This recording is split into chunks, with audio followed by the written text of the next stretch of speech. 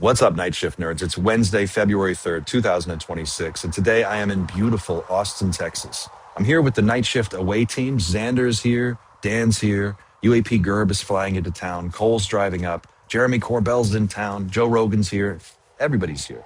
Because Thursday night is the kickoff of the It's Probably Nothing tour with our good friend Chris Ramsey and Jesse Michaels. But that is not the most exciting thing that I have to tell you, because this weekend is the kickoff of the 2026 UAP Tracking and Detection Summit. What is the 2026 UAP Tracking and Detection Summit, you ask? Great question. I'll tell you. UFOs have gone mainstream, right? It's on every podcast. They talk about it on the news. It's everywhere.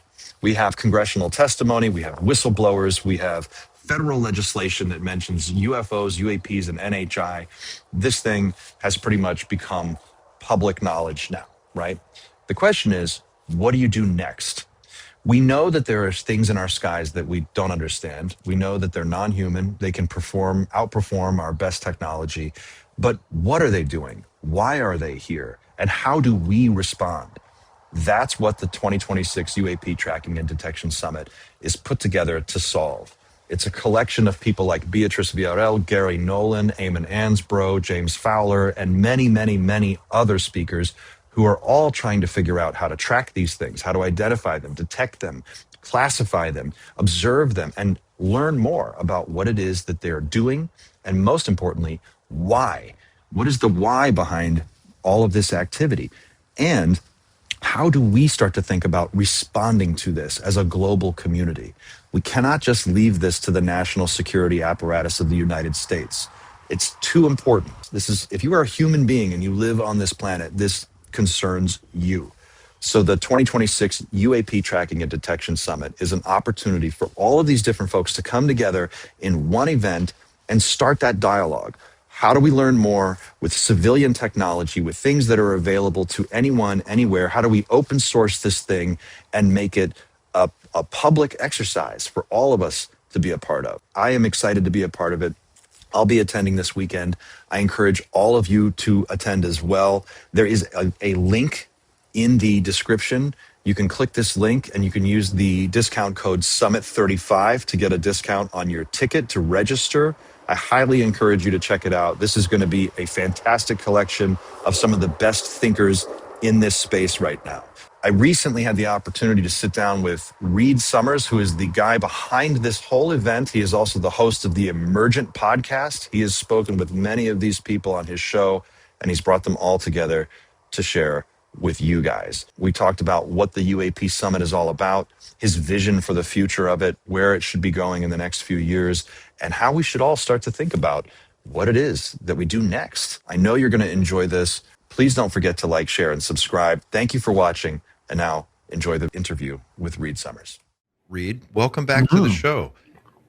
We have had many conversations here, but for those people who are not familiar with your work and your background, tell everybody what you've been working on and what it is that you're working on now. Yeah, a lot in motion. Well, my family's been involved in this for many, many years. My father is an individual who feels he made some form of contact and received some form of communication from non-human intelligence. And that was a very challenging reality for our family to contend with, very difficult for him as well, actually. So I grew up in kind of that space where such things could be possible, and met many people over the years inside the field and beyond it, had many, quote, UFO conversations with people out in the world, traveled abroad, 40 different countries, lived, worked, taught, and so on and so forth. And then finally settled in Colorado, worked at the National Center for Atmospheric Research for 12 years, producing science conferences and symposia, which turned out to be a very good experience because now I'm hosting one myself. Next week, the UAP Summit is essentially built on the back of what a science conference on the UAP issue is and should look like. So that was fortuitous. But I was called into this, I would say maybe in the summer of 2023, the initial set of congressional hearings, David Grush, Ryan Graves, David Frazier, and that gave me a signal that this was shifting into the mainstream of human life and political discourse and mainstream media coverage. And I had to be in that conversation to help inform people the broad public on how to approach this very enigmatic subject with logic and reason, guided by evidence in the spirit of collecting data and going where the data leads and avoiding all of these kind of pitfalls that line the road left and right, whether it's the love and light side or the demonic malevolence side of the conversation where we tend to go. And so basically to walk a straighter path and help people think through this very challenging new reality that's confronting our species. So at the moment, I'm doing a lot. I launched my podcast Emergent about a year ago. So that's been a wild ride and very fun. I've had a lot of great guests. I've been basically exploring the emergent new environment in which non-human intelligence begins to interact with humanity and humanity begins to interact with it, and we acknowledge the interaction. What are the emergent new qualities of the human experience that arise from this interaction? So been basically exploring that for the last year and a half.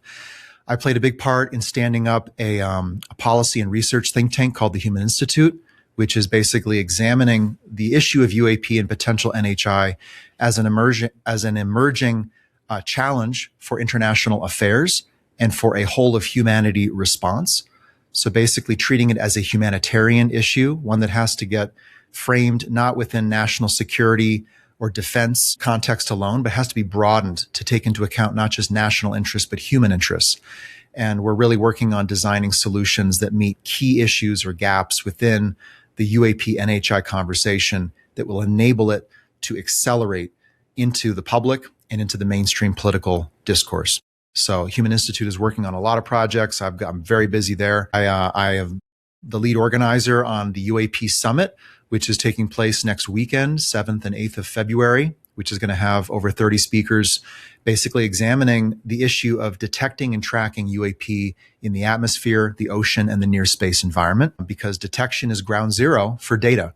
And data, I believe, is the driver of disclosure, along with credible testimony. So that's the UAP Summit. And oh my gosh, what else? I'm also creating UFOevidence.com, a world-class, I hope, and I know it will be because I'm under the hood right now. It's going to be an amazing repository of not only UAP case histories, but also key evidence throughout the 70 plus year duration of the phenomenon and a rigorous strength of evidence scoring methodology to basically rank and score evidence based on its inherent strength. At the level of multiple effects observed in UAP with sub-effects of each. So we've basically gone ahead and broken down the observable UAP phenomenon into over 38 observable effects.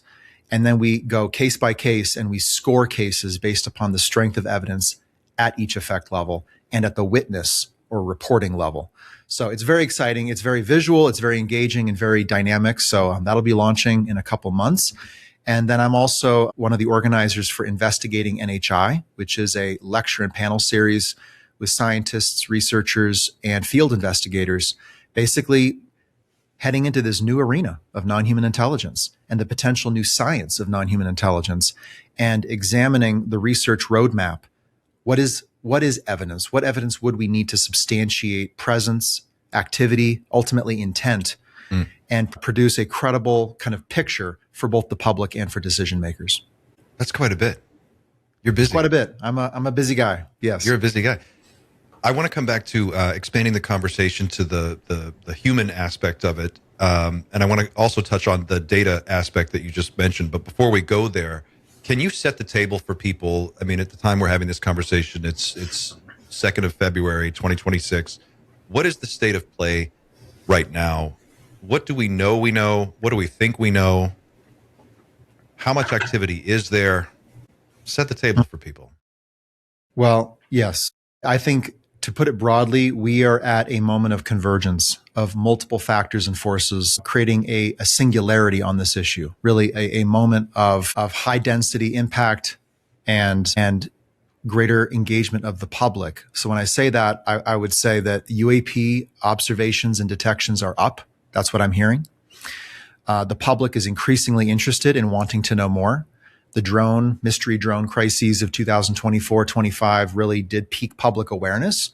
And people they know now. They know that there's something up there. And the problem is that we're not in control of our skies. And the skies are not secure and people know it. And I don't think all of what's up there is non-prosaic. I think there's a lot of prosaic craft up there that represent foreign adversaries as well. I'm also hearing that. So we have crowded skies. The skies are not secure. The public is looking up. The public wants answers. UAP activity is up. There is political movement on this.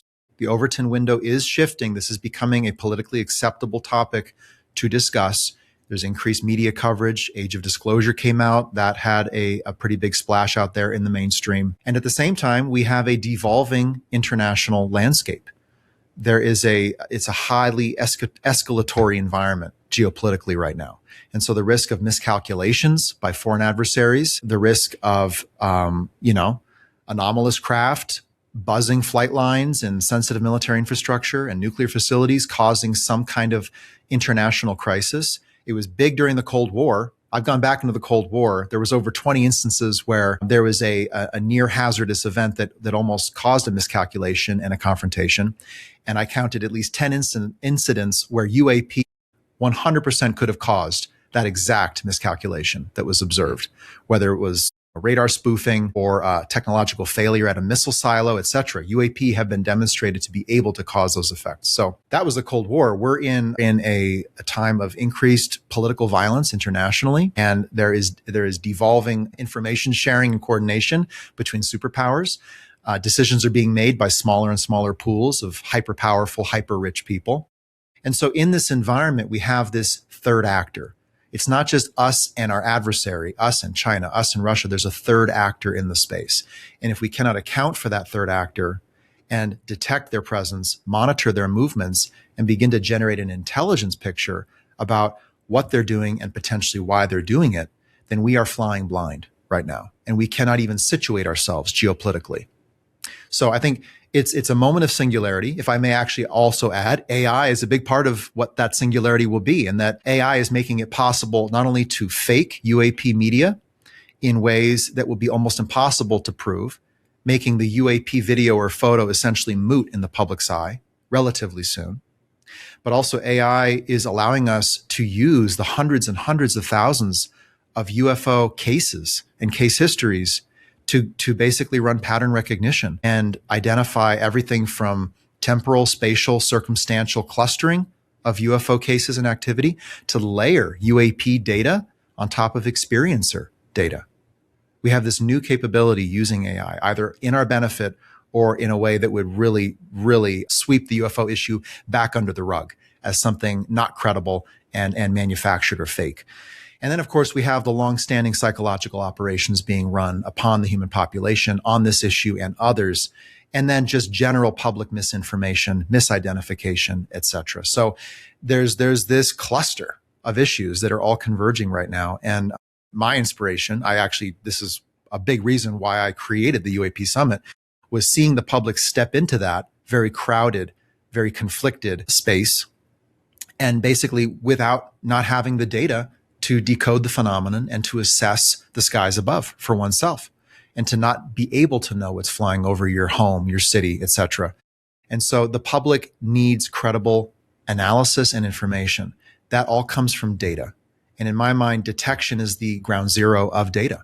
If we can't detect, what else can we know, really? There's testimony, and the testimony is important, and we're getting high value, high credibility testimony from whistleblowers, but that testimony has to be corroborated. We have to build our own civilian intelligence architecture, you could say, and not rely on the DOW or the IC to do it for us, because they, A, won't, and B, have been a large reason why this issue has stayed in the murky gray zone for so long. Also, with any federal disclosure, we would need to corroborate those claims.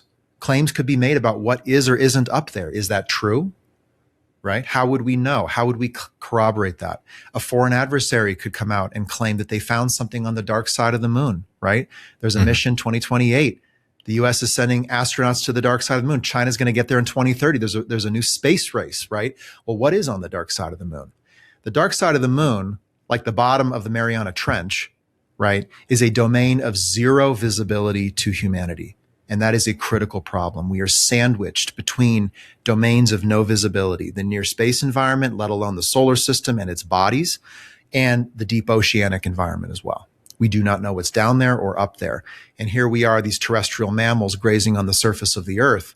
And there could be anything, any operation could be conducted above us or below us. We would have no idea. And so the powerful thing here, though, is that there are technologies available in the public domain that can detect and track UAP. It's already been demonstrated.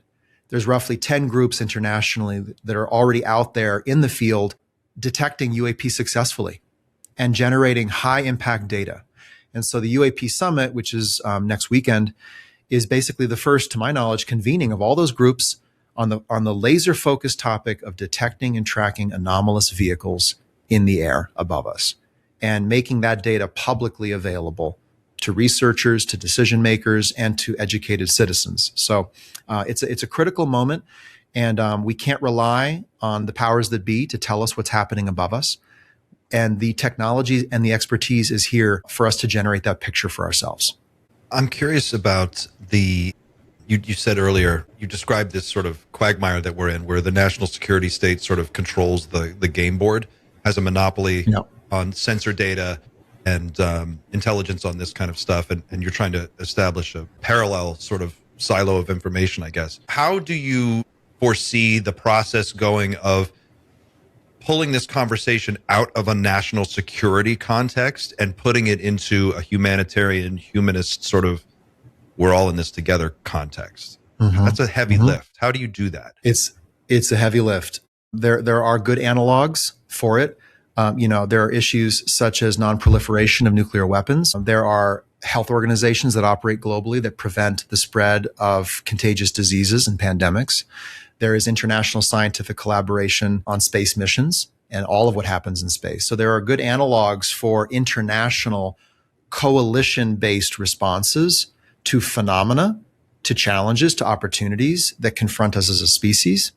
Take the climate picture, right? I mean, there's a whole enormous community working on addressing anthropogenic warming of the Earth's climate.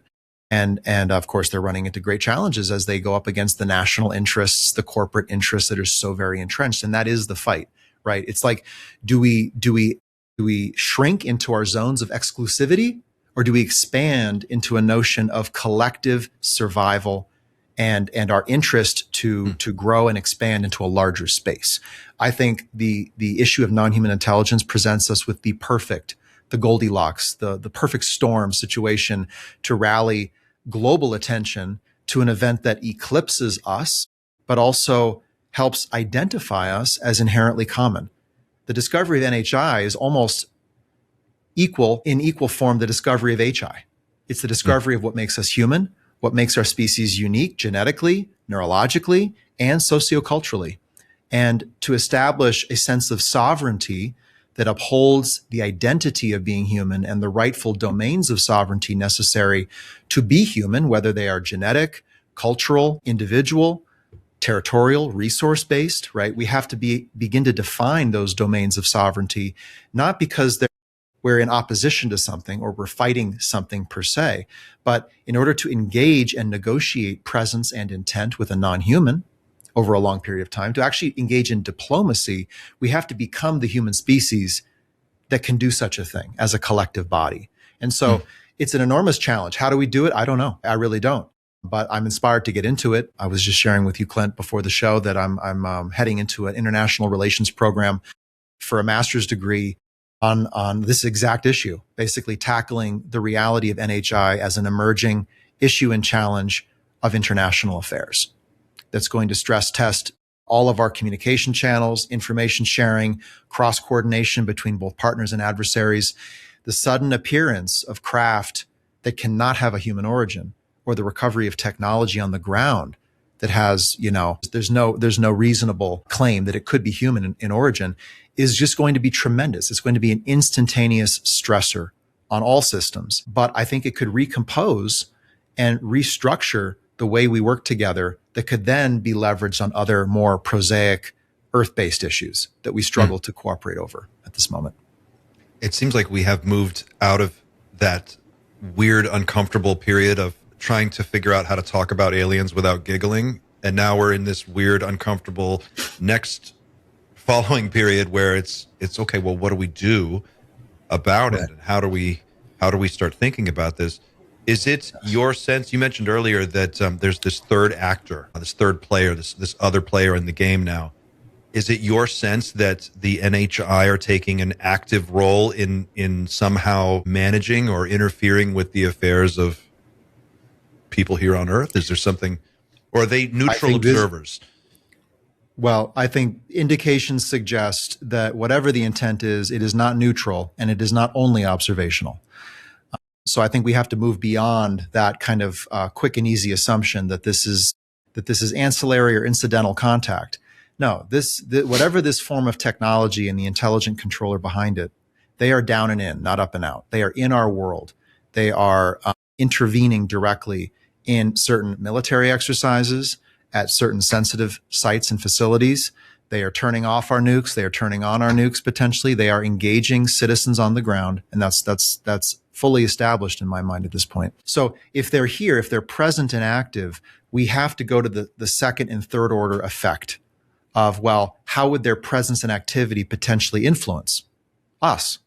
And I think it's very plausible to imagine that the technologies that have been recovered were not just crashed vehicles. Some of them may have been deposited. Some of them may have been transacted technologies. And those technologies are now influencing or distorting the international system. You know, we have these allegations of a secret arms race for technology of non-human origin. And is that connected in any way to the efforts for breakthrough energy, right? For supercomputing, data collection and surveillance, artificial intelligence and machine learning, the space race, the race to get off planet, right? There are all of these human prerogatives that might have some form of direct or indirect lever of influence by the presence and activity of whatever the controller of UAP is. And so I think it's a very important speculative zone to step into now as we go beyond the quick and easy refrains of, well, they haven't hurt us, they haven't destroyed us, they must be here to help us. Or they haven't done anything bad, so they must be purely observational, right? None of those are, by the way, borne out in the history of the UFO phenomenon. There are many instances of people claiming to be attacked or taken or directly manipulated in some way. And for those who have a depth of understanding on this phenomenon, they understand that the engagement is not love and light, it's kinetic. It's body on body at this point. And so we have to listen to the testimony, the bulk testimony of both citizens and government, especially as new whistleblowers come out with new dimensions to add to what the nature of the longstanding engagement may have been, and begin to frame out a picture that informs not just our overall understanding of the universe, which I think is not going to come anytime soon, but our response to the presence and activity of a non-human intelligence in the world. And that could burst into the intergovernmental space. That could burst into the markets and economies space at any moment, right? And cause panic and miscoordination at many levels. And so to get in that space and begin to look at, well, let's call it hypothetical, right? Because NHI is not fully well acknowledged in the world right now, but we'll call it hypothetical. If it was acknowledged, if disclosure of it did occur, how should all of these institutions be responding? National Science Foundation, the United Nations, the European Space Agency, the European Union, right? The BRICS, all of these different multilateral organizations and also agencies within single governments, how should they begin to respond? So it's really our human response that's the top focus for myself. There was to your point, just in January of this year, Helen McCall from the Bank of England wrote a report that advised the bank to prepare for a financial crisis triggered by the disclosure of aliens. That's pretty close to home. Yeah. Helen and I have been in touch. Yeah. And you know, we've run into each other a time or two. It's looming, right? And there could be nothing bigger. Now, how do we process that? Is it the unifier or the divider? I believe that if this stays siloed in the national security spaces in the world, which are inherently built around competition and conflict with one another, and if this technology is recovered, extracted, used to amplify superiority or supremacy globally, and if there's really no coordination at the civilian side of the international community, right, the non-governmental side, we're in for quite a wild ride. And this is going to get under the skin, and it's going to infect the global system if it hasn't already. And we're going to see some very anti-human moves made by world leaders.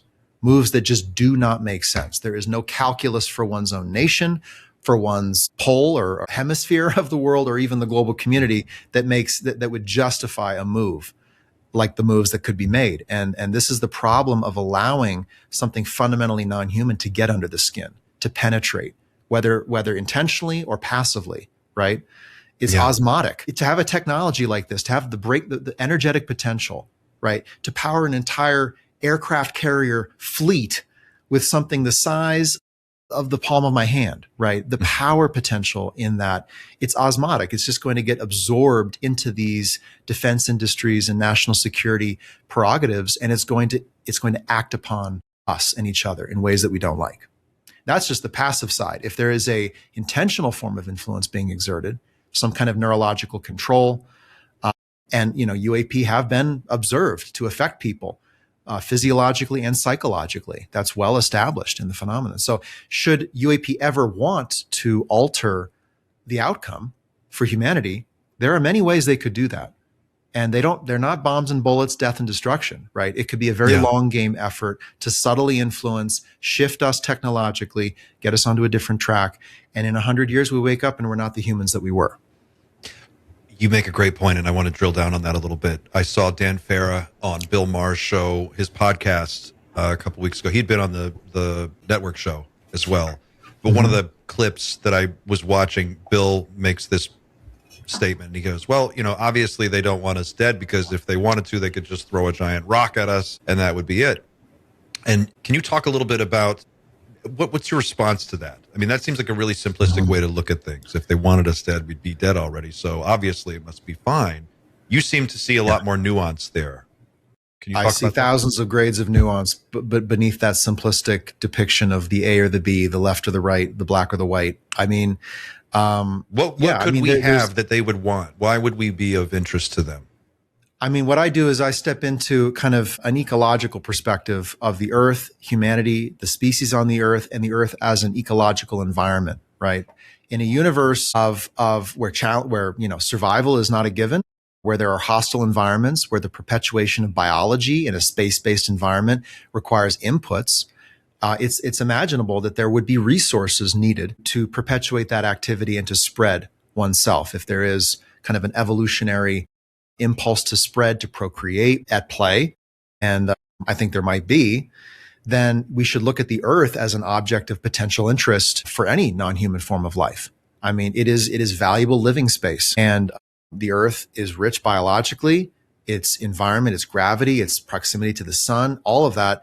It's not to say it's unique in the universe, but it's definitely more rare than common.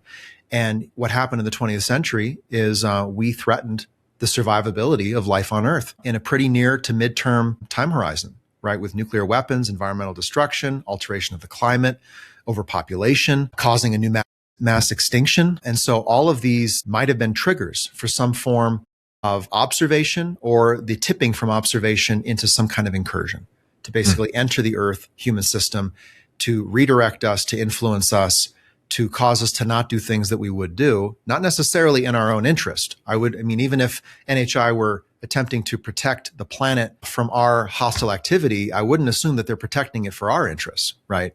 The Earth, I think, is more valuable than we would ever imagine in a universe, an interstellar environment of hostile orbital bodies. So I think the Earth is a big picture asset right there. But also, we may be an asset. We may be ourselves a usable form of life. And there could be some long-term idea or intention to integrate with us, or to bring our assets into some larger network of life beyond our world. So basically, seeing it as ecology, life forms are always infringing on each other's territory. They're always finding ways to gain advantage. They're using mimicry, right? They're stealing each other's food sources. They engage in all sorts of short and long-term, long game kind of exercises to extend their access to living space and to the resources therein. We might be seeing some kind of interstellar version of really the evolutionary process play out. I think that's a logical starting point. It's not to say that's all of what we're seeing, but if we are recovering crashed vehicles with biologics on board, and if individuals worldwide are reporting entity encounters with beings that would have evolved morphologies, that does suggest that evolution is playing out in whatever these entities, universes are. And there could be some very familiar dynamics at play.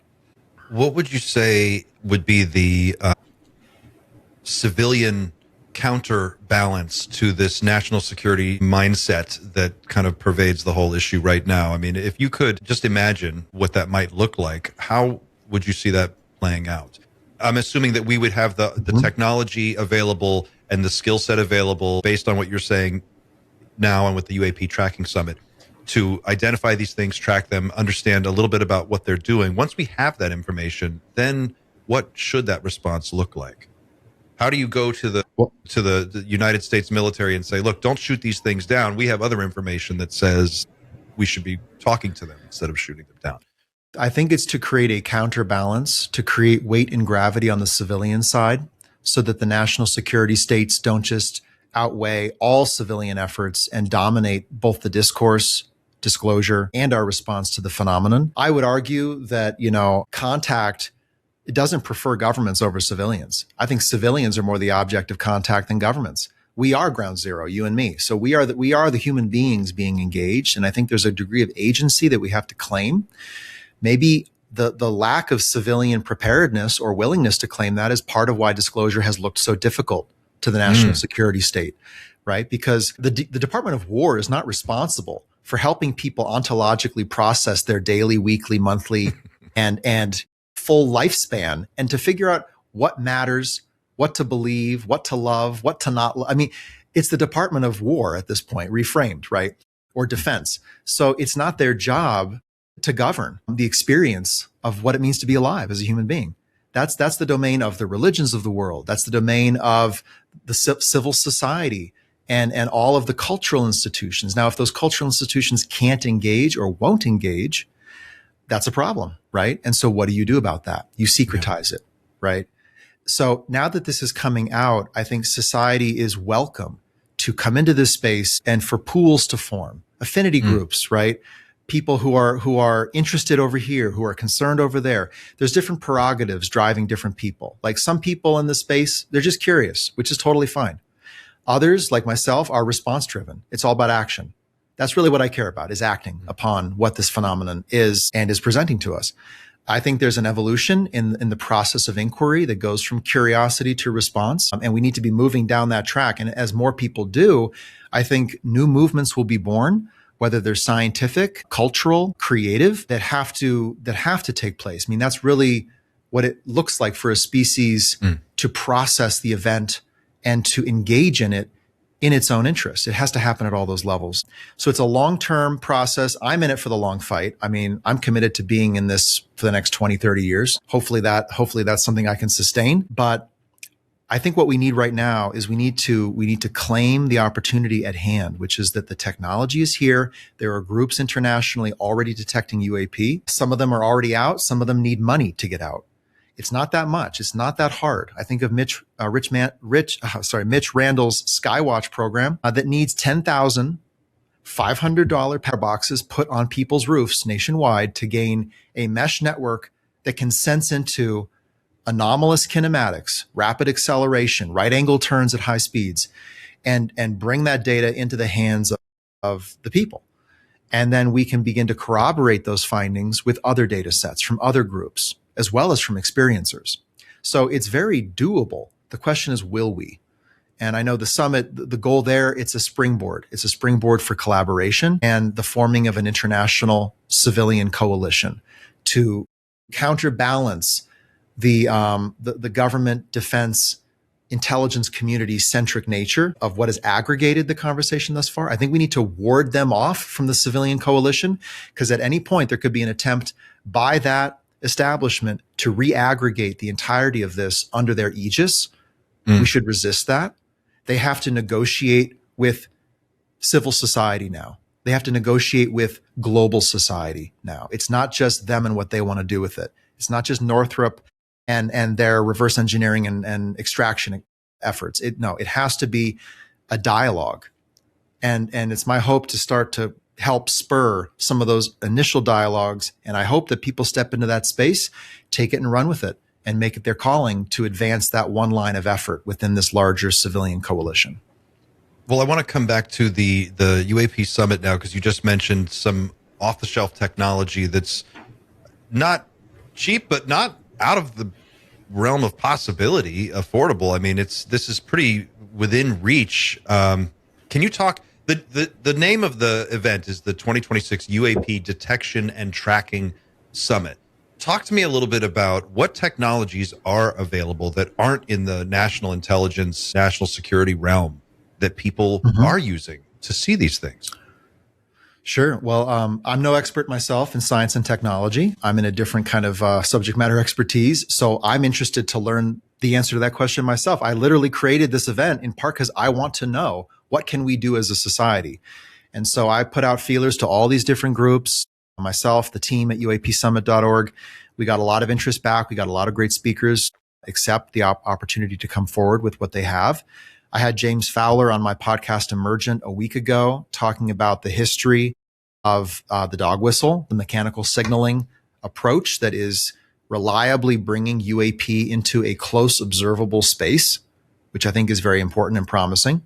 Interesting, that technology has its origins within the Department of Defense, and that's a whole deep dive. I do encourage people to watch that episode because it was extremely rich with insight into what Skywatcher was and how it did what it did and where some of their capabilities came from, but also some of the challenges that they're now facing translating operational data into scientifically valid, testable, falsifiable, peer reviewable data. It's a tricky threshold. John and Jerry Tedesco were on my podcast. I think that actually is released tonight of all nights. So I did a deep dive with them into their Tedesco Nightcrawler, this absolute kitted out UFO hunter RV with all sorts of, infrared cameras, passive radar, and multiple bands of sensitivity, all sorts of technology that I can't personally speak to, myself, but I know they will. And so those are just two examples of civilian efforts that have produced, and I hope to see more of it, very impactful data on UAP. And there's even beginning indications as to the systematic behavior of UAP. So I'm talking about what class of craft, when do they come, from what altitude to what elevation or altitude above the ground? How do they tend to interact? Which ones tend to do some form of electronic warfare or interference with technologies? What kind of flight paths are they conducting themselves on? Right? At what latitude over this country, for example? I mean, James Fowler clarified right on my show that right over the El Paso, kind of San Diego to DC corridor is a lot of UAP eastbound traffic. I've never heard of UAP described with eastbound traffic, right? Or that UAP are tagging civilian airliners flying right off their wing. Wow. In a large number of cases. So we're talking about a large number of intercepts of civilian aircraft. These are planes loaded with people like us, right? And there are literally UAP being observed off the wingtip or off the tail tip at very close distance from the craft. So this is granular insight. Now, I know it's not scientifically valid, right? It's not been peer reviewed. And I do want to hear from Dr. Gary Nolan, who will be speaking at the summit about the Skywatcher Discovery Framework. Where are they in that process? So there's a lot. We have to take this much further than where we are today. Public curiosity about where that information goes from here and everything that they've done so far, because they really have set such an amazing standard for how to do this. So exactly. Now there are others globally. I'm thinking of Ronnie Vernet, UAP Brazil. He's out in the jungles of northern Brazil with all sorts of, he's a mechanical engineer with all sorts of technology, tracking these orbs that are flying over rural villages, interacting with the villagers, causing laser-like injuries for villagers, paralyzing villagers. Paralysis, interestingly, has been observed by other groups out in the field, like the Tedesco brothers, who had a paralysis event. So, we're beginning by making contact, right, out in the field. We're gaining valuable data as to how UAP respond to our interventions. When we shine some sort of, laser spotting scope on a UAP, like the Tedescos did, and the UAP rapidly comes closer, comes right over the vehicle. And in the Tedesco brothers case, they lost total control of their legs. They literally slumped on the ground, could not move. Totally conscious, no neurological effects, but they absolutely were immobilized on the spot. That's very interesting data. Now, we need more of that, and we need to square that up with other data sets from first responders, from Homeland Security professionals, from medical experts, and that data is out there. And I know UFOevidence.com, one of our goals is to bring together all of these different data sets to produce a much better analysis. Because what do you do with all this data, right? You have to analyze it. With it. Right. Right. But ultimately, well, what do you do with it? That's a great question. I think, in my mind, there are multiple outputs. The first is to standardize and to characterize.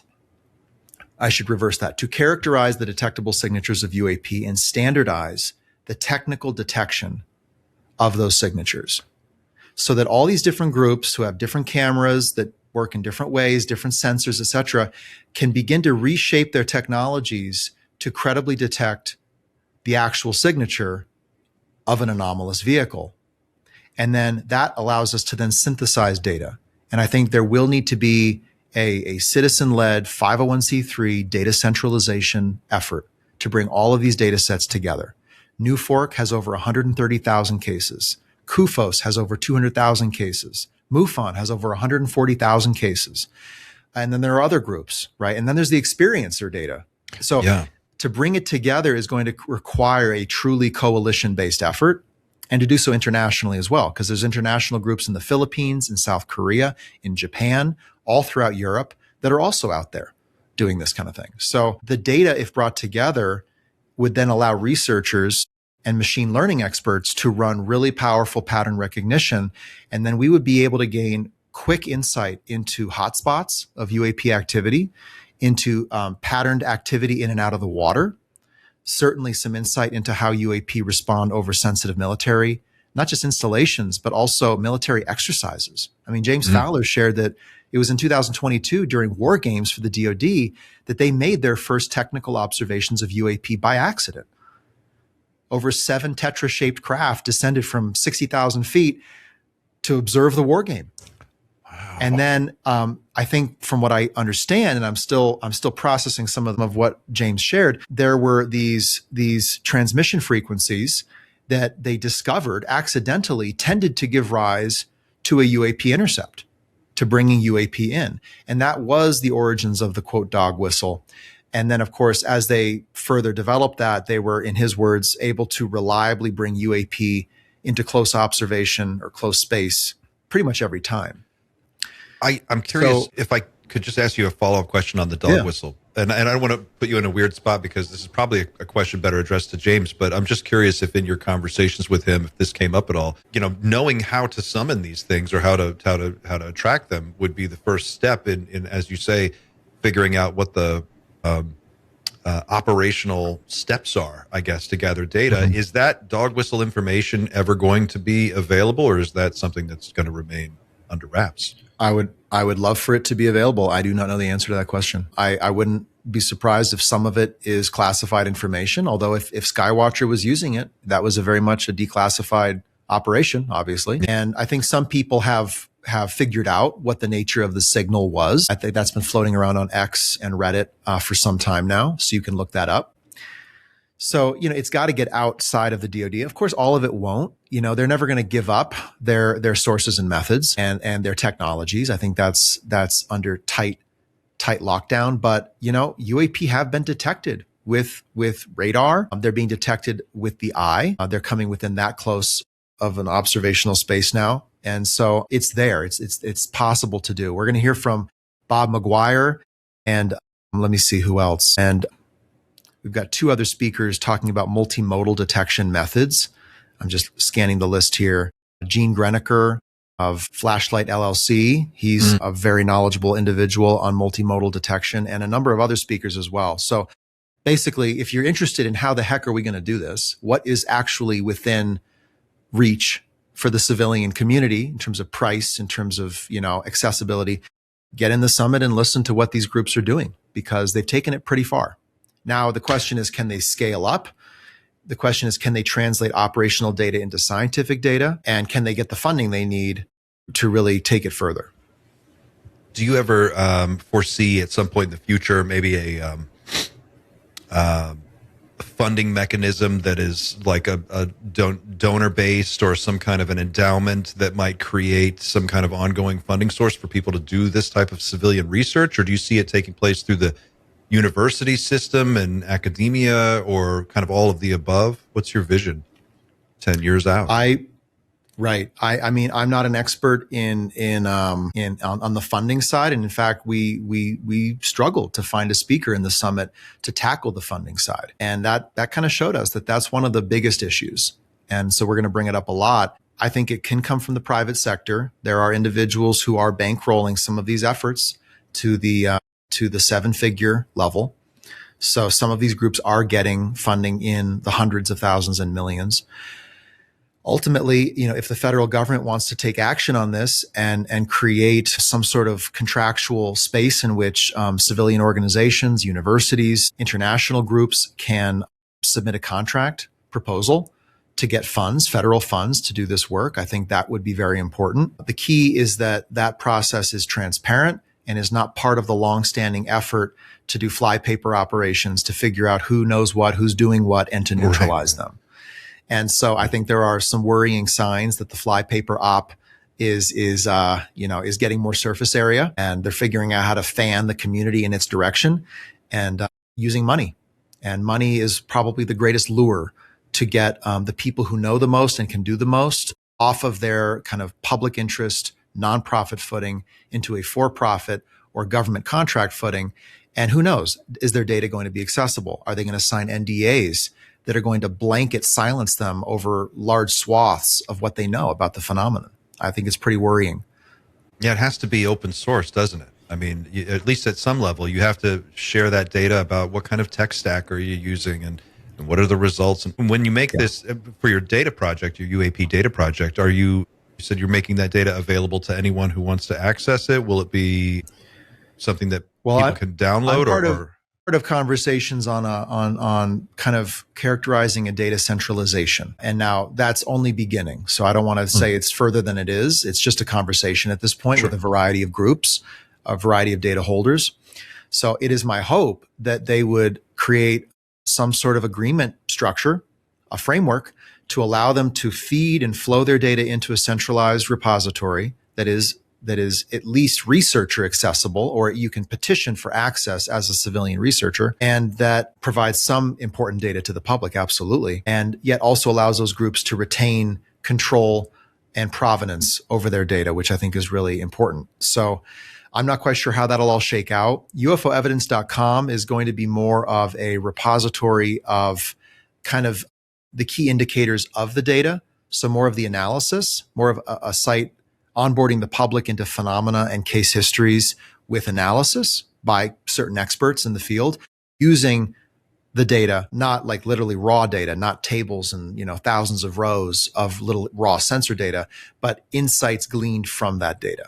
Yeah. So UFOevidence.com is more on the output side. The input side, I mean, this is the opportunity. We have to see who's willing to work together, if we can overcome the barriers of trust, and if society has appetite to take this on. Just as a wild sort of left field question, do you ever see a scenario, could you possibly envision a scenario where a civilian group precipitates a landing somehow and is actually able to cause a craft to set down? You ever see anything like that happening? I mean, I could see something like that happening. I mean, a lot of what would create a scenario like that is the willing volition of the phenomenon itself.